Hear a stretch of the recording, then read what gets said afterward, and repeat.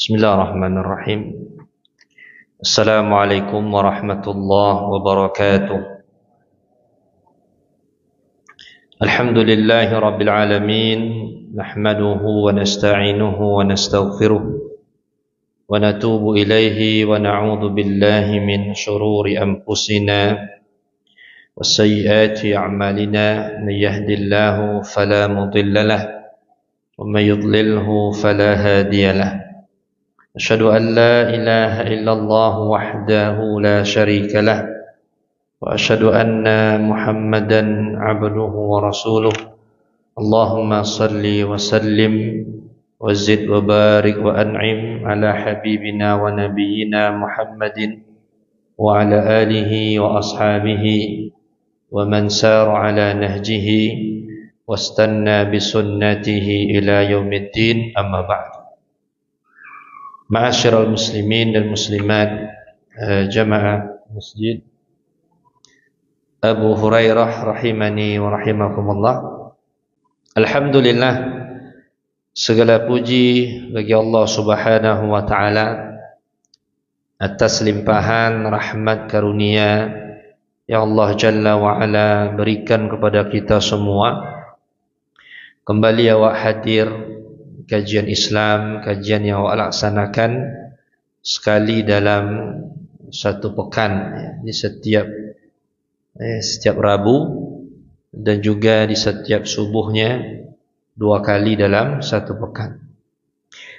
Mudah-mudahan kajian ini memberikan kepada kita ilmu yang bermanfaat sehingga kita bisa mengamalkan ilmu tersebut dalam kehidupan kita sehari-hari. Salawat dan salam kita aturkan buat Nabi yang mulia, Nabi Muhammad sallallahu alaihi wasallam.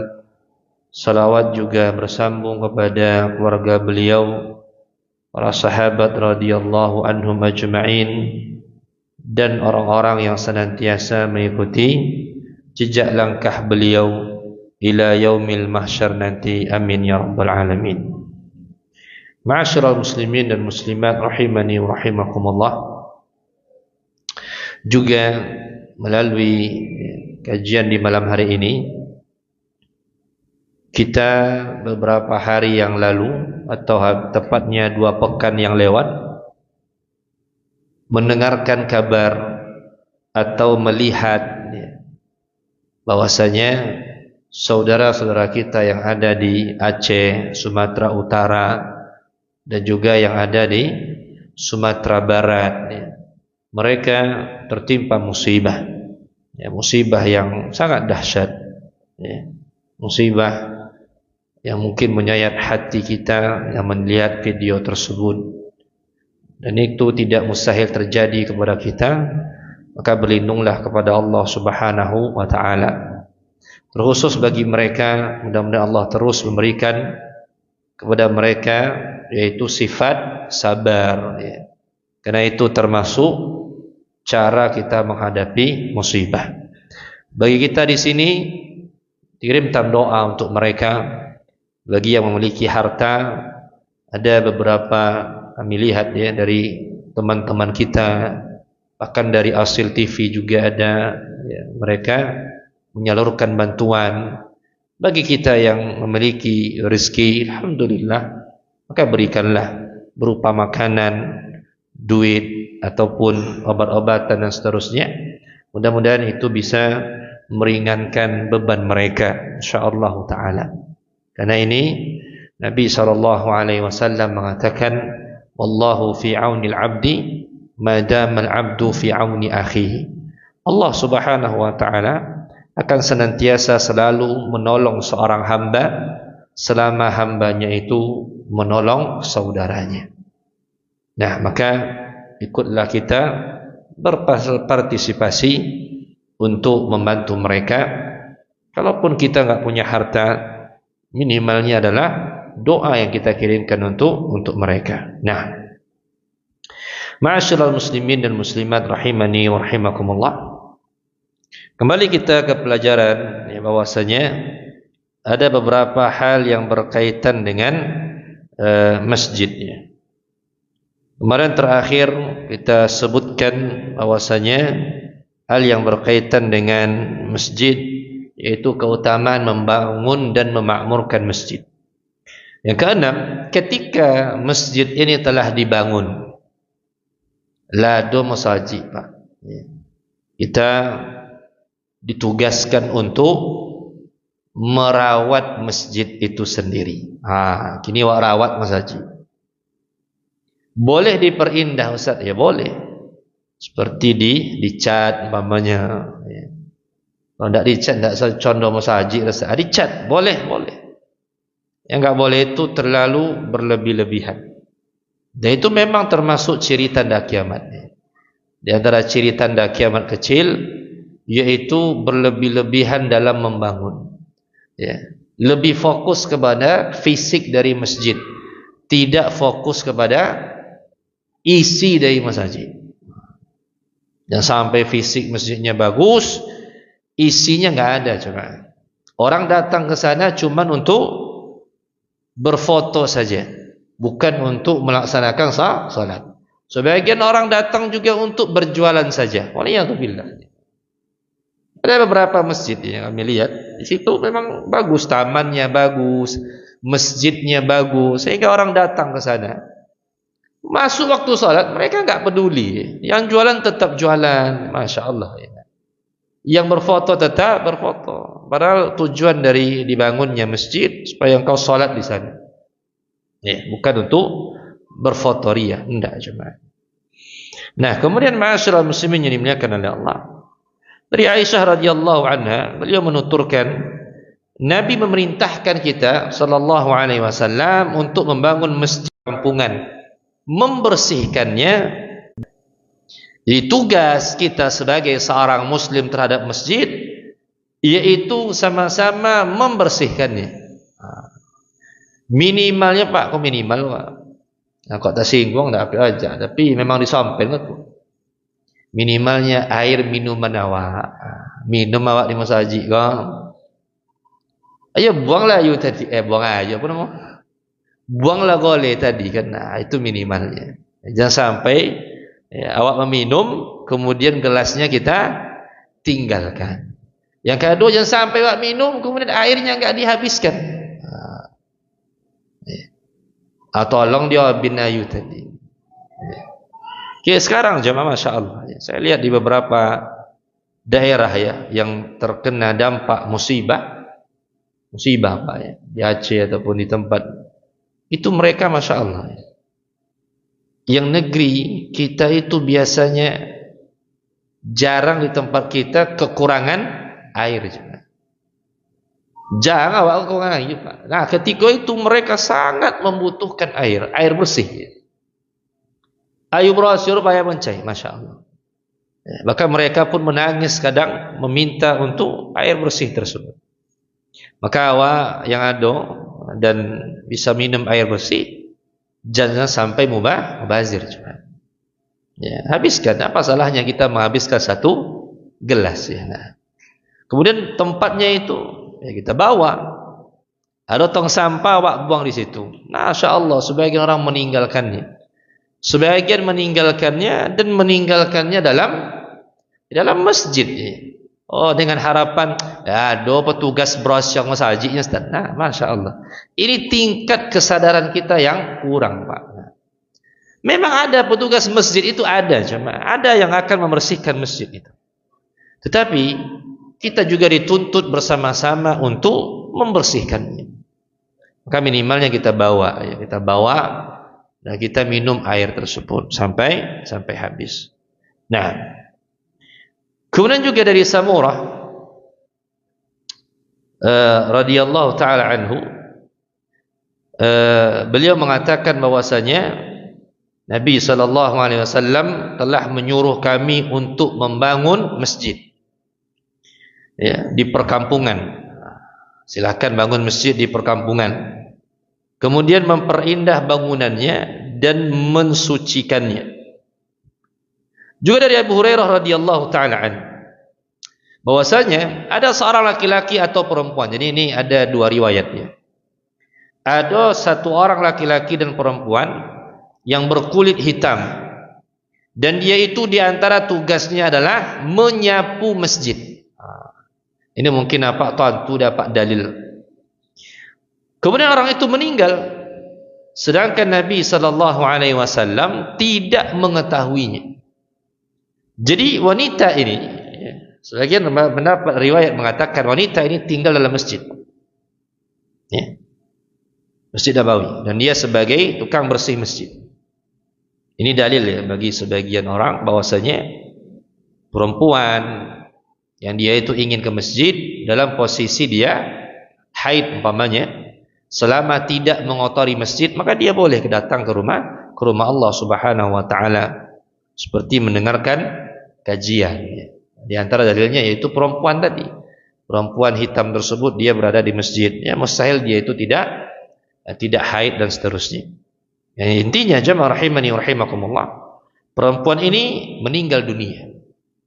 Dan Nabi pun sallallahu alaihi wasallam tidak diberikan tahu kepada beliau, tidak diberi tahu Nabi, sehingga para sahabat mereka sendiri yang mengurus jenazahnya. Jenazahnya diurus, kemudian disalatkan dan dikuburkan. Sehingga Nabi sallallahu alaihi wasallam kehilangan. Apa kata Rasulullah? Di mana orang itu, kata Nabi SAW. Para sahabat mengatakan, ya Rasulullah, tufiya, dia telah meninggal. Beliau bersabda, afala adzantumuni? Kenapa engkau tidak memberitahukan aku? Kenapa saya tidak dikasih tahu, kata Nabi SAW. Mereka mengatakan, sesungguhnya dia itu seorang yang begini dan begitu ceritanya. Dia bercerita, para sahabat pun meremehkan keadaan orang tersebut. Seakan-akan tidak terlalu penting cuma. Nah, maka beliau berkata, apa kata Nabi SAW? Tunjukkanlah kepadaku kuburannya. Nah, di sini jamaah rahimani wa rahimakumullah, ada khilaf para ulama dalam masalah ini tentang mengumumkan kematian di masjid. Tentang mengumumkan kematian di masjid. Andai kata di desa kita itu memiliki mikrofon dan toa yang sangat keras, umpamanya di kantor desa, maka itu jauh lebih baik. Dibunyikan di sana serine umpamanya, kemudian diumumkan, itu jauh lebih baik. Tapi terkadang nggak ada. Yang ada pengeras suara itu di mana? Di masjid. Apakah boleh mengumumkan orang yang meninggal Ustaz di masjid? Di sini ada khilaf para ulama. Ada yang mengatakan nggak boleh sama sekali. Ada yang mengatakan boleh dalam mazhab Syafi'i dengan syarat diumumkannya itu memberitahukan kepada orang, kemudian mengajak mereka untuk menyolatkannya. Kalau tidak diiringi dengan mengajak untuk menyolatkan, maka tidak diperbolehkan. Itu saya baca dari mazhab Syafi'i. Nah, wallahu a'lam bishawab. Terkadang jemaah rahimani wa rahimakumullah, memang termasuk hal yang positif ketika diumumkan di masjid, kemudian mengajak orang itu untuk melaksanakan sholat di masjid tersebut. Tapi sebagian mungkin berbeda pendapat dengan kami. Kalau kami lebih condong pendapat ini jemaah, karena diiringi dengan mengajak orang untuk menyolatkannya. Tapi kalau cuma sekedar pengumuman saja, maka nggak boleh jemaah. Tapi kalau memang diajak, maka silahkan. Nah, mungkin sebagian berbeda pendapat dengan kami dalam masalah ini. Ada yang mengatakan memang secara mutlak tidak boleh, karena masjid bukan digunakan untuk hal tersebut. Wallahu a'lam bishawab. Nah, dengan dalil di sini, afala adzantumuni? Kenapa kalian tidak memberitahukan aku, kata Nabi sallallahu alaihi wasallam. Sehingga para sahabat mengatakan, apa kata Rasulullah? Tunjukkan aku di mana kuburannya. Sehingga Nabi sallallahu alaihi wasallam ditunjukkan oleh para sahabat. Beliau lalu mendatangi kuburan orang itu dan menyolatkannya. Apa kata Nabi SAW setelah disolatkan? Inna hadhil kubur mamlu'atun zulmatan ala ahliha. Sesungguhnya kuburan-kuburan ini penuh sesak, lagi gelap gulita bagi penghuninya. Wa inna Allah azza wa jal yunawwiruha lahum bisalati alaihim. Sesungguhnya Allah Subhanahu wa taala telah menyinarinya untuk mereka dengan salatku ini, kata Nabi sallallahu alaihi wasallam. Hadis riwayat Imam Bukhari dan Imam Muslim. Makanya kita jumpai terkadang Ada orang yang terlambat menyolatkan orang yang meninggal dunia. Kemudian dia datang ke kuburan tersebut, kemudian dia solat jenazah. Hukum asalnya, solat itu enggak boleh di kuburan jemaah. Solat 5 waktu, solat sunnah itu enggak boleh. Tapi kalau solat jenazah, karena ini termasuk hadisnya, maka dibolehkan. Ala kulli hal, di sini ada 2 pendapat di kalangan para ulama. Ada yang mengatakan bahwasanya ini khusus untuk Nabi sallallahu alaihi wasallam, bukan untuk umatnya. Yang kedua, ada yang mengatakan boleh untuk umatnya bagi yang belum menyolatkan. Wallahu a'lam. Tetapi jemaah, hukum salat jenazah itu sendiri adalah fardu kifayah. Idza qama bihil ba'du saqata 'anil akharin. Andai kata sebagian telah mendirikannya, maka gugur kewajiban yang lain. Ya, Pak. Berbeda dengan salat fardu ain, semuanya wajib ya. Enggak boleh kita salatkan mo dan bekok dan bekok umpamanya solatkan untuk denmo umpamanya, boleh cuma. Tapi kalau solat jenazah telah didirikan oleh sebagian orang, maka gugur kewajiban yang lain. Sama dengan azan. Azan pak lazan wong seorang, jenazah lo mau samul. Azan lo datuk sudah itu kan, dan den lo azan tu den gitu. Azan lo seorang kau siko dan den tu den lo dan azan enggak. Sudah selesai azan selesai. Ya. Kalau di masjid lain ya masjid ya boleh cuma. Tapi setiap individu ya tidak boleh. Cukup satu azan saja. Fardu kifayah. Nah, tapi dibolehkan. Umpamanya ada orang meninggal. Inyo go asli Pulau Lowe. Inyo menikah di Pulau Lowe umpamanya. Kemudian lulusnya PNS di Pekanbaru umpamanya. Lamanya tinggal di Pulau Lowe lah 10 tahun, lama boleh tahun. Lulusnya PNS di Pekanbaru, tinggalnya di Pekan, rumahnya di Pekan. Qadarullah, dah 20 tahun di Pekan meninggalnya. Sebagian dari warga Pulau Lowe kenal je nya, nyelok pongai. Kalau nyelok pongai kan terkenang bang Pak. Kalau buat pongai kan tak terkenang bang. Aduh, jangan terkenang cuma tak terkenang bang. Tapi kalau elok pongai terkenang dia uang. Sehingga uang di situ ingin menyolatkan, uang di siko ingin menyolatkan pula. Nya di siko kubu. Itu wasiatnya. Kalau meninggal dan kubur dan di Pulau Lowe. Pulau Lowe apa Indonesia tu? Nah.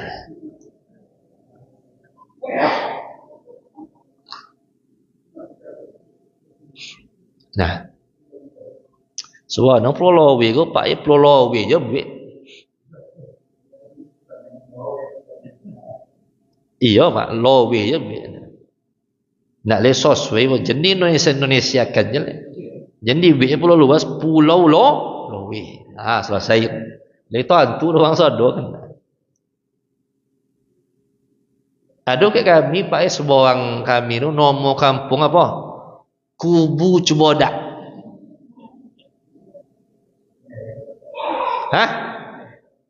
Oh dah tu dah asli wang Siko dah. Rumah Siko.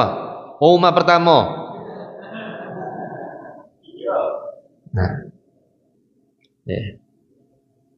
Kubu Cubodak.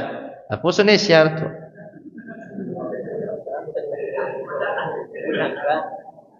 Wabi umpama kubu, dak ka kubur malah kan? Kubur nangka. Ada alamat datuk umpama kirim ke kubur nangka mo nya.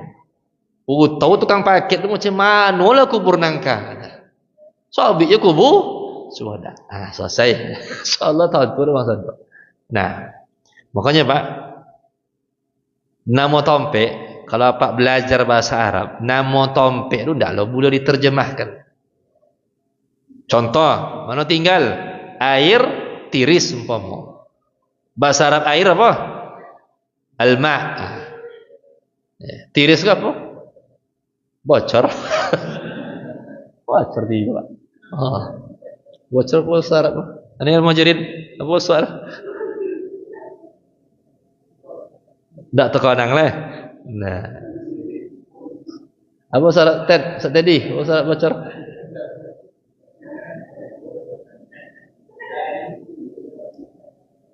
Nah, contohlah Pulau Lowe umpama. Aina taskun? Di mana engkau tinggal? Askun fi pulau luas.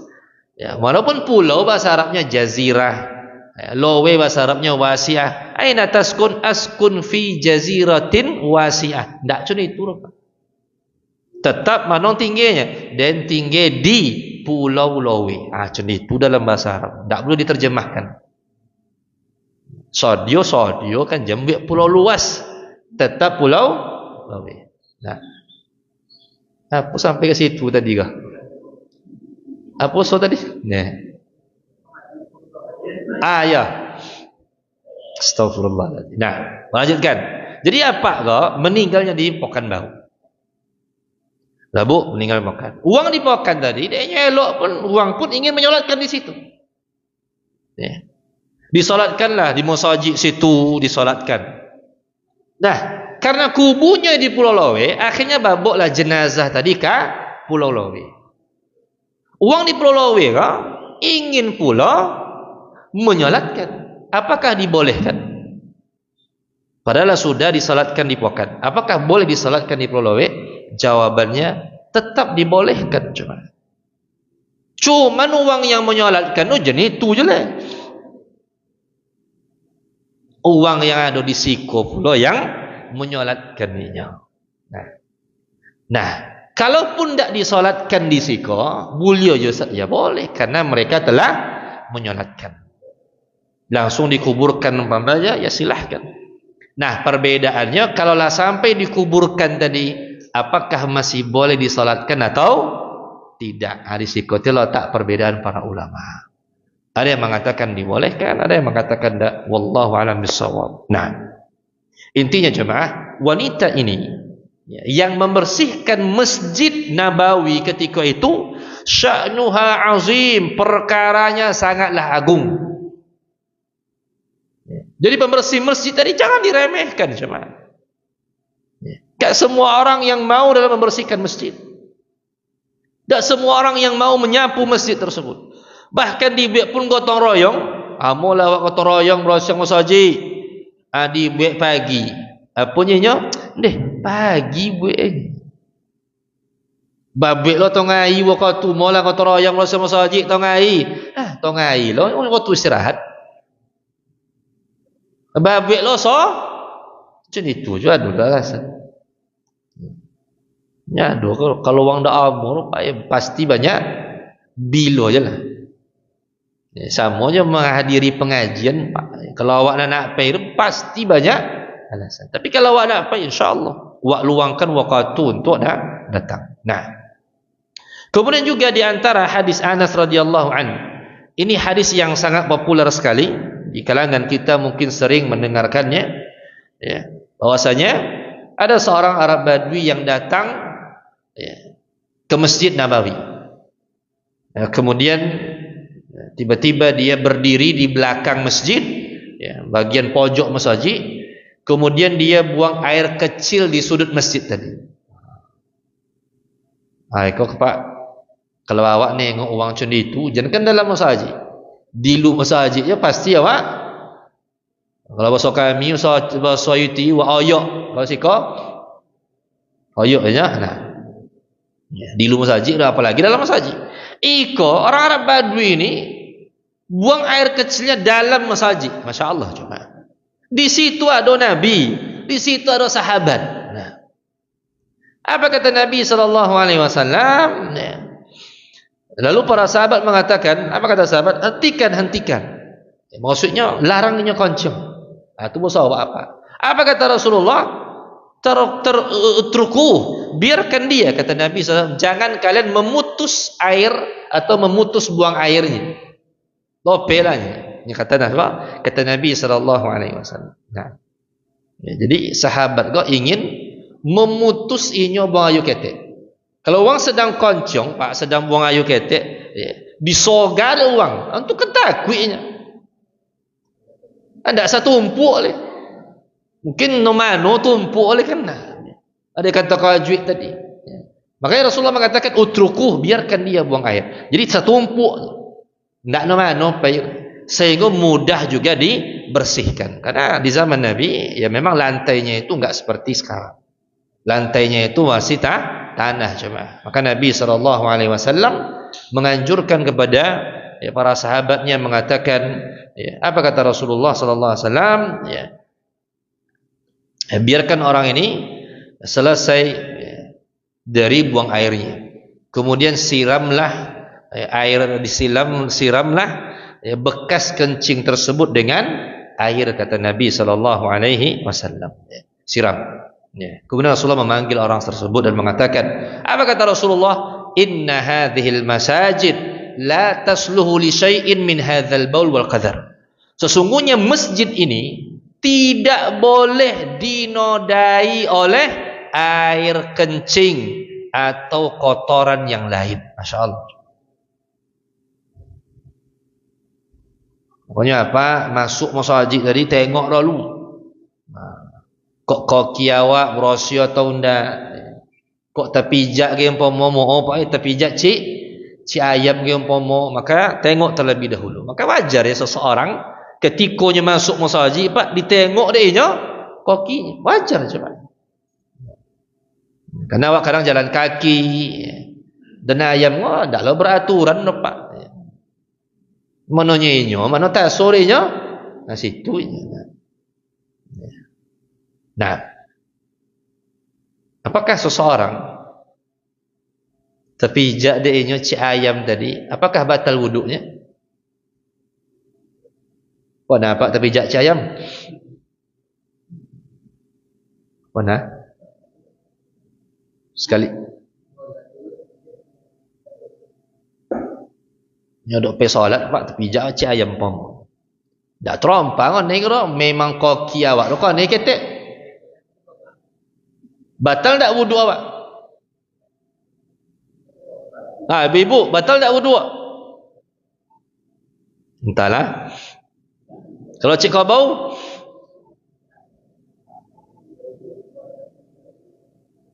Aneh Pak Haji. Pak Haji batal tak wudu awak?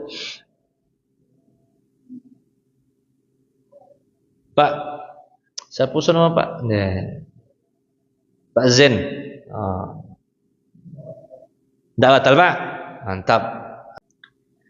Batal Ustaz? Jawabannya tidak. Cuman sebelum masuk masjid berosyong dulu. Ini kalau lokek Pak, la haula wala quwata illa billah. Suatu yang kotoran tersebut ya enggak bakal membatalkan wudu. Cuman dibersihkan. Wak berosyong dulu Pak, wak tengok kaki wak tadi. Nah. Apa kata Rasulullah? Innama hiya li dzikrillah wassalati wa qiraatil Quran. Sesungguhnya masjid ini untuk berzikir kepada Allah, untuk baca Al-Quran dan untuk salat. Nah. Kemudian ma'asyiral muslimin yang dimuliakan oleh Allah. Dari Anas bin Malik radhiyallahu anhu, Rasulullah mengatakan, al-buzaqu fil masjid khati'ah wa kaffaratuha dafnuha. Meludah dalam masjid merupakan perbuatan dosa, kesalahan, dan cara kafaratnya, menebusnya, yaitu memendamnya. Iko Pak maksudnya masjid yang tidak berkeramik, yang masih tanah. Kalau dong meludah maka dibersihkan dengan menutupinya dengan qasyuk dan sebagainya. Meludah dalam masjid memang itu sebuah kebiasaan mungkin sebagian orang. Kadang buang ingus dalam masjid. Nah, cuman alhamdulillah kalau awak kini lado tisu. Biar awak lah pun mau agak turun ketek Pak apa yang masjid lu siap-siapkanlah tisu. Jangan sampai ketika awak sujud turun pulaunya sehingga mengotori karpet masjid. Nah ini enggak boleh cuma. Awak berusaha untuk memerosyong karpet masjid. Cuma itu je lolok. Boleh lolok lah masjid, boleh. Cuman jangan sampai qalu lolok masjid tapi qalu pula. Pas lubang di sop Masya Allah. Ketikanya sujud, pula berbangun kau je. Tak boleh cuma. Ini dianjurkan awak memerosyohkan masjid. Nah, ya. Kena dulu kini hamilah tisu kau lagak muas seketik kan. Kalau dulu kan enggak. Kalau dulu kan atau apa kau membawa sapu tangan. Apa kan dulu kan dompet cik, sikit apa nama? Sikit kocok cik, sapu tangan cik. Itu dulu. Kalau kini kan enggak. Atau orang lah pakai tisu. Jadi ketika awak berselemo Ustaz, awak solat, boleh awak pomanya buang je tisu tadi? Jawabannya boleh. Cuma letak dalam soku. Sudah itu kalau awak dibuang ke tong sampah. Maka itu diperbolehkan. Jangan sampai awak mesen. Aku mau apa mesen ke karpet wa'iyatubillah. Jadi ini termasuk pelanggaran dalam awak membersihkan masjid. Dari Abu Dzar Nabi SAW bersabda, "Uridat alayya a'mal ummati." Kepadaku pernah diperlihatkan amalan-amalan umatku. Hasanuha wa sayyi'uha. Yang elok ataupun yang buruknya. Fawajadat fi mahasini a'maliha al-adha yumatu 'anit tariq. Dan aku mendapati amalan yang terbaik, yaitu diantaranya menghilangkan gangguan di jalan. Menghilangkan gangguan di jalan. Jadi gangguan di jalan Pak, itu termasuk ibadah yang agung. Nah, itu kalau awak tanggul Ustaz. Kalau bahasa awak kan tanggul. Kalau bahasa Indonesia polisi tidur di jalan-jalan setapak. Apakah dibolehkan? Nah, hukum asalnya kan jalan kau kan untuk jalan. Kalau dibuat tanggul pasti ada sebuah sebab kan itu. Uang kau Pak malih membaca. Wak buat pun pengumuman dah penuh. Hati-hati, banyak anak kecil berkeliaran. Jangan ngebut. Atau jangan jual, tidak bocor. Ini kan banyak ya jalan-jalan setapak ke awak tu, Pak, anak-anak ketek main, kadang main bola. Ada sebagian uang memiwu. Kalau kami memiwu, tiup apa nama? Memiwu apa nama? Gas Honda kan ndak lo pakai kio. Sehingga isolo awak sebagai uang tua. Ndak seketik lojur Pak, kan iso awak. Sehingga babiklah situ pengumuman. Ndak jadi bocor ustaznya. Akhirnya apa? Babiklah polisi tidur. Kalau memang dibutuhkan, boleh-boleh saja. Tak apa Pak, kalau memang dibutuhkan. Cuman cara membek polisi tidur kok ada pula RAB-nya, ada pula caranya. Tidak sembarang aja.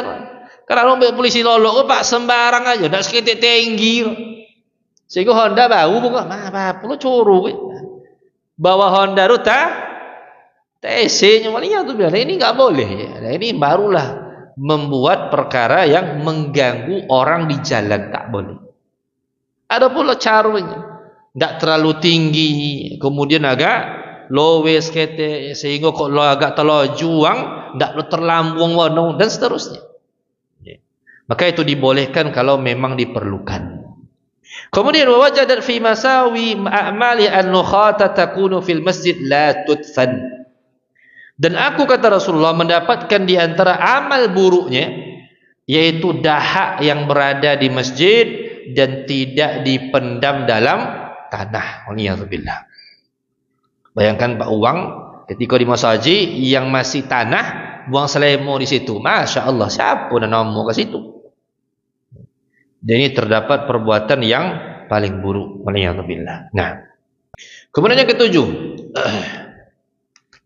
di antara berkaitan dengan masjid, menghindari bau yang tidak sedap ketika pergi ke masjid. Kalau joleh Pak. Masalahnya kini musim dulu. Apa coro Pak? Iya bang. Ditahan sondo, ndak lelok. Ndak ditahan, ngupik lawang sampiang. Siapa solang? Nah, jemaah rahimani wa rahimakumullah. Rasulullah mengatakan, man akala thawman aw basalan falyatazilna. Siapa yang makan bawang putih dan bawang merah. Kalau orang Arab kan kadang bawang putih kau sama je timun. Nah, bawang putih bawang merah kau diulam aja dia. Awak jarang ulam bawang merah. Aduh mungkin enggak cuma jarang. Kalau bawang tu enggak. Kalau apa pe umroh ya sehingga apa di makan bawang tu, itu enggak timun so dia kan bawang packing lah di nya tak situ. Aku ulam kan. Itu mereka. Makanya bawang putih, bawang merah itu biasa mereka yaitu memakannya. Falyatazilna. Hendaklah dia ya, menjauh dari kami. Aw liya'tazil masjidana wal yaq'ud fi baitihi. Atau menjauhi masjid kami dan hendaklah dia diam di rumahnya. Ya. Dalam lafaz yang lain Rasulullah mengatakan fa innal malaikata tata'azza mimma yata'azza minhu banu Adam. Sesungguhnya para malaikat itu merasa terganggu sebagaimana anak Adam umat manusia juga merasa terganggu olehnya. Jadi anak Adam terganggu, ya, para malaikat pun terganggu sebagaimana anak Adam juga terganggu. Jadi memang ada ya sebagian orang tidak peduli dengan mulutnya, padahal Rasulullah menganjurkan untuk ya, membersihkan giginya sebelum solat di masjid. Itu di antara anjuran dari Nabi SAW. Laula an asyqa ala ummati la amartuhum bisiwak ma'a kulli salah. Kalau hadis yang lain ma'a kulli wudu. Kalau tidak memberatkan bagi umatku, aku perintahkan mereka untuk bersiwak setiap kali salat atau merosong gigi setiap kali berwudu. Nah, ya. Kio-kio paknya sondo tu wano masalah apa? Kan ya? Gigi itu berasanya ustaznya. Nah, sondo ketika solat dulu yang jadi masalah. Nah, maka perhatikanlah sama dengan seseorang yang tidak peduli dengan bau badannya, maka perhatikanlah ya. Kau pakai umpamanya baju sekali laloda apa ataupun baunya luar biasa ya, maka diganti cuma ya, diganti. Sama dengan peci, ya, peci juga dibersihkan ya. Ibu-ibu mau kena ibu-ibu atau selubung ya sekali 3 bulan minimal sekali pai sekali sebulan sekali seminggu. Nah ya. Kalau angin itu ya copet ya, dibersihkan ya. Ya kopiah cun itu Jawa yang punya kopiah. Nah kopiah kau tak tolak tembak lepak lah. Ya. Babuk itu tahu kan nah. La haula wala quwata illa billah. Wallahu a'lam bishawab. Nah, kemudian jemaah rahimani wa rahimakumullah. Yang ke-8 yang berkaitan dengan masjid, keutamaan berjalan kaki ke masjid sangat besar. Ini jelas ya. Apa kalau punya rumah dokek dari masjid jangan pakai kendaraan. Jalan kaki cuma. Karena memang dalam hadis itu terhitung pahala setiap langkah itu jalan kaki. Itu kami yang berhonda setiap roda berputar enggak Pak. Ya. Andai kata ada sobek dia Nabi dalam hadis setiap kaki kuda yang engkau langkahkan, tapi enggak ada kan. Yang ada apa? Setiap langkah kaki manusia. Andai kata boleh, ya boleh, enggak masalah. Enggak berhonda sampai masjid boleh. Enggak bermotor boleh. Enggak pakai helikopter boleh. Cuman afdalnya apa? Jalan kaki. Ya ada orang pakai dokek je tapi Honda. Mungkin dia bau Honda kat tu. Jadi apa Pak? Kalau sakit, tu lain dia Pak. Kalau ada yang sakit Pak, itulah lain. Jangan solat berjamaah. Di rumah pun boleh nya solat. Nah, ikon ndak nyo sehat ya. Cuman Honda ku bau kalu BM lah. Hari ibu kamu saja. Ya jangan jemaah rahimani wa rahimakumullah. Yang terbaiknya memang jalan kaki. Rasulullah menyebutkan wa kullu khutwatin tamshiha ila salati sadaqah. Setiap langkah kaki engkau menuju masjid yaitu sedekah. Tu ustaz bermotor ustaznya. Nah, itu lain, lepak. Kau jalan kaki lo kami kawan baik. Nah. Yang ke-9. Masjid harus dijadikan sebagai tempat untuk mengerjakan salat berjamaah. Dan laki-laki tidak boleh salat berjamaah kecuali di masjid. Kecuali apa baik kedai apa umpama sawit jauh dari masjid ndak no azan situ ustaz awak ndak mungkin pulang nyokokin dulu biasa jam kan waktu tengahi situ awak makan apa segala macam boleh awak azan situ ustaz boleh cuma dengan syarat di situ ndak no azan apa memang sunyi aja ndak no azan azan waktu situ togak awak dia pun nama dia pun nama apa don suduang don suduang lu togak awak azan boleh ustaz boleh ya, sebagaimana Nabi SAW berpergian dan beliau azan di lembah nah boleh tukang panen lu pak ajak je solat tugas awak mengajak tu dah amunya solat tu terserah mula solat awak mau tahu lalu ni dan bekok jamak ni pandai lah nyobi dah tugas awak mengajaknya ikut pantiong pak apa sebagai bos sebagai pemimpin diajak puasa manen ajak wang lu puasa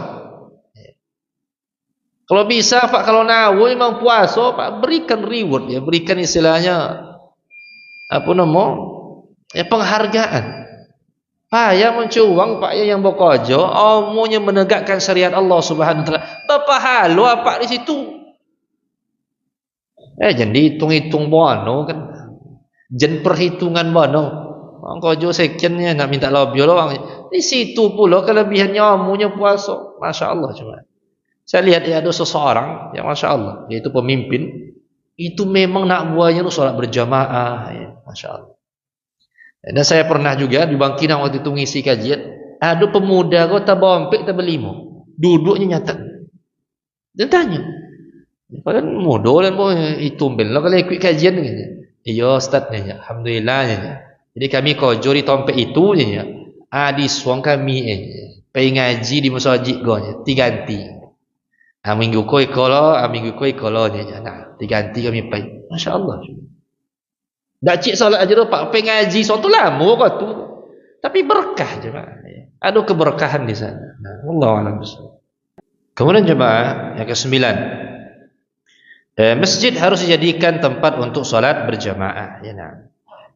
Maka sangat rugi seseorang ketika dia bangun masjid kemudian tidak ada orang-orang yang meramaikan masjid tersebut. Memang masjid gancaknya di mana? Di kampung. Tepi jalan yang memang ada kampung di situ. Ya, kalau tidak ada kampung pak ya sangat repot ya. Kadang orang tepi jalan kau pilih lah masjid kan. Lewat situ nya, kau nak lewat nya, situ brosio, kau kurang brosio, yang ada lah macam itu pak. Sehingga di kampung, Masya-Allah Taala orang pun banyak. Kadang tidak semua orang terkadang. Tak semua orang itu dibangun masjid kemudian dia langsung salat berjamaah tidak cuma. Terkadang ada pula perlu proses. Tidak terbiasa Ustaz. Alhamdulillah. Dongong sekali, 2 kali kajian, kadang terbuka hatinya. Kadang musibah yang menimpanya buka pula hatinya. Banyak saya lihat orang-orang yang terkena musibah di keluarganya atau sakit ini menunjukkan dokir dengan Allah Taala dan sebagainya juga. Tak tentu loh Pak, datang hidayah itu tak tentu Pak. Yang penting enggak boleh kita memvonis orang itu sebagai penduduk neraka itu enggak boleh. Nyo ndak solat dosa. Kalau nyo ndak solat, sobi kalau cendiku acu mengarah ke neraka, ndak apa. Tapi kalau pak sobi acu pasti masuk neraka, ulun tentu le pak. Dia apa bu? Mungkin nyo taubat di akhir hidup nyo ndak antu dah pak. Mungkin Allah berikan hidayah kayaknya. Ya. Di antara orang itu yang terbaik, yuwaffiquhu li'amalin salihin qabla mautih. Idza arada Allah bi'abdihi khairan yuwaffiquhu li'amalin salihin qabla mautih. Ketika seseorang yang diberikan kebaikan oleh Allah Subhanahu wa taala, dalam sebuah hadis, idza arada Allah bi'abdihi khairan ista'malahu. Qalu ya Rasulullah kaifa yasta'miluhu? Qala yuwaffiquhu li'amalin salihin qabla mautih. Ketika Allah Jalla wa inginkan kebaikan kepada seorang hamba, Allah jadikan dia beramal. Katanya para sahabat mengatakan, ya Rasulullah, bagaimana caranya dia beramal? Apa kata Rasulullah? Allah berikan kepadanya taufik untuk beramal sebelum dia meninggal dunia. Banyak bersuara apa? Ada orang tiba-tiba sehari salat berjemaah seminggu sudah itu, baik. Saya ketemu ada kan mamak adik kami. Selama kan tak mau salat jemaah, bahkan salat pun susah. Tapi memang 2 pekan sebelum dia meninggal, rajin pulangnya ke masjid. Kita enggak tahu coba. Bila datang hidayah, kadang tak datang. Sudah itu sakitnya Pak. Kemudian saya sudah itu meninggal dia. Rahimahullah rahmatan wasi'ah. Ya. Makanya masyaallah muslimin yang dimuliakan Allah, kita enggak boleh langsung memvonis orang itu ahli neraka dan menganggap kita ahli surga. Enggak boleh coba. Harapannya awak masuk surga, silahkan. Tapi yang bisa mencap orang itu ahli neraka, orang itu ahli surga, Allah Subhanahu wa taala. Dan juga nabinya ketika Allah memberitahu kepada nabi. Nah, seperti apa? Abu Lahab. Abu Lahab kalau pasti kau diponis masuk neraka, Pak. Ketika masih hidup pun lah diponis masuk neraka. Kan ya? Ketika masih hidup. Suai Lahab itu turun di Makkah. Ya, sedangkan Abu Lahab meninggal 6 atau 7 tahun setelah Nabi hijrah. Andai kata Abu Lahab masuk Islam, batal suai Lahab. Itulah pasti lu nak apa. Fir'aun, itulah pasti ya tak sahabat masuk neraka nak apa, memang iya. Allah Rasulullah mengatakan ballighu anni walau ayah. Sampaikan dariku walaupun satu ayat. Dan awak majak sesuai je kemampuan awak. Itu. Kalau perkara yang awak dah ada ilmu di situ aja, awak boleh lepak. Nah. Tapi kalau awak punya sekedar mengajak, masa ia tak bisa dah. Ada orang pamoy aku mau payah, ada orang kadang tak suami isteri lang. Selobok dia awak, ngapo oleh psikologinya awak kan. Pulang-pulangnya awak, tak bisa awak kecil. Jadi lope nyolo sawan awak lo, hilang amar ma'ruf nahi mungkar. Nah, ajak cuma, tak masalah mengajak orang tadi. Dak omongnya lo Ustaz. Bahkan kadang Pak duduk nyuruh tu tiba lale. Kadang PJ kali. Cuma nak kamu saji lah, ada juga. Nah, itu tugas kita cuma sama-sama mengajak. Ya. Ada pun ucapan orang yang salat jalan tuan tu masuk surga, itu bukanlah ucapan manusia. Ya. Kenapa ma'asyiral muslimin yang dimuliakan oleh Allah? Karena syaitan itu banyak ilahnya. Itu termasuk syayatinil ins, syaitan dari manusia. Kenapa? Karena syaitan dari manusia mengajak orang untuk jauh dari Allah Subhanahu wa taala. Nah, wallahu a'lam bishawab. Rasulullah SAW mengatakan, "U'titu khamsan lam yu'tahunna ahadun qabli." Aku diberikan 5 perkara yang tidak diberikan kepada orang sebelumku. Nusirtu birra'bi masiratu syahrin. Aku diberikan pertolongan, kata Rasulullah, dari musuh dari jarak 1 bulan. Wa ju'ilat lil ardu masjidan wa tahuran fa aina ma rajulin min ummati adrakat shalah falyusalli. Dan dijadikan untukku bumi ini sebagai masjid Bila je seseorang mendapati waktu salat, salat. Qabun apa? Dapati waktu salat, salat. Wa uhillat lil ghanaim wa lam tahilla li ahadin qabli. Yang ketiga, dihalalkan bagiku harta rampasan perang yang tidak dihalalkan bagi umat sebelumku. Yang keempat, wa u'titu syafa'ah. Aku diberikan syafaat. Jadi Nabi SAW bisa beliau memberikan syafaat kepada umatnya. Dan yang terakhir, wa kana an-nabiyyu bu'atsu ila qaumi khassatan wa bu'istu ila an-nasi 'amatan. Ya, nabi-nabi sebelumku diutus oleh Allah untuk kaumnya saja, sedangkan aku diutus oleh Allah untuk semua manusia. Masya Allah. Ini diantara ya, Allah Jalla wa'ala memberikan kelebihan kepada Nabi kita yang mulia, Nabi Muhammad sallallahu alaihi wasallam. Intinya jemaah, salat berjamaah. Datang awak ke masjid, tak kena pula biwa waktu awak untuk salat jemaah berapa. Salat awak berjamaah berapa minit awak salat? Ustaz Zalmi imam per minit nya lah 35 minit. Kalau Ustaz Zalmi imam 35 minit, inyo seorang yang tinggi masjid. Bukan lebih pay sodo kan. Enggak ya, mungkin 10 menit. Ya, tak kena habis nombor waktu apa. Nah, wallahu a'lam bishawab. Insyaallah nanti kita lanjutkan pada pertemuan selanjutnya, masih berkaitan dengan masjid. Ya, mungkin ada 2 kali pertemuan ya sebelum puasa insyaallah taala. Diharamkan menjadikan kuburan sebagai masjid insyaallah taala pada pertemuan selanjutnya. Tafadhal. Ada pertanyaan, Pak? Subhanakallahumma wa bihamdika asyhadu an la ilaha illa anta astaghfiruka wa atubu ilaik. Wassalamualaikum warahmatullahi wabarakatuh.